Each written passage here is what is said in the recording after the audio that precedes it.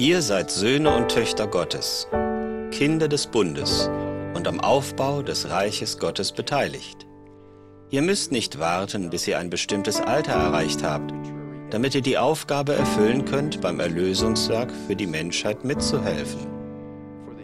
Ihr habt die Fingerfertigkeit erworben, Texte über Handy und Computer zu versenden, um das Werk des Herrn noch schneller voranzubringen. Und nicht nur, um euch schnell mit euren Freunden auszutauschen.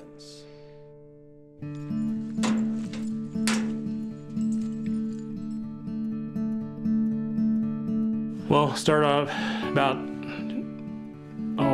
mid-September.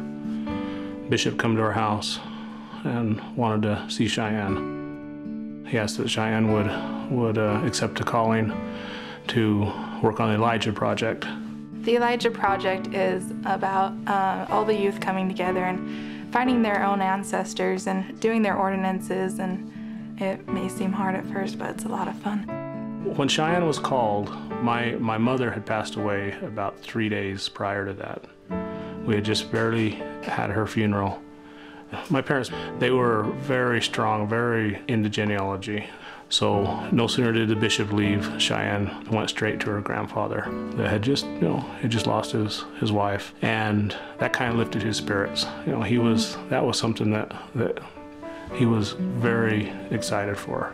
Matter of fact, the first excursion to the temple, we took all the youth, and I remember when we pulled up that morning, and immediately he came out and wanted to know how it went. So we told him we did over 200 names, Dad. He was just excited. He knew everything and every name. He was constantly on the computer. He never took a break, even until he passed away. He passed away 8 weeks after my mom passed away. He worked with Cheyenne for about 6 weeks before he just couldn't do anymore. It's almost like a passing of the guard. After my grandparents passed away, I wanted to kind of carry on their work.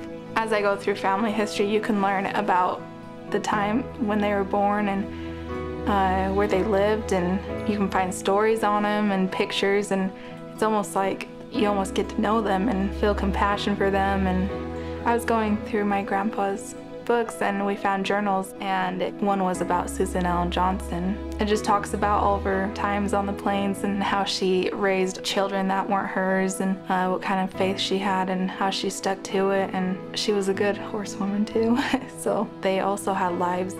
We just found a lot of names and lines that just shoot out from those names, and there's a lot of names that haven't had their ordinances done.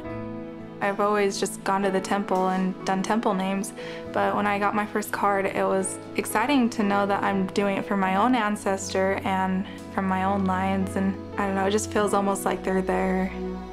This is true. Our children are the ones that inspired us to attend the temple a little more, and we changed our temple night from once a month to once a week. And many times when we leave the home, our kids want to know which names we're taking, and they want a report.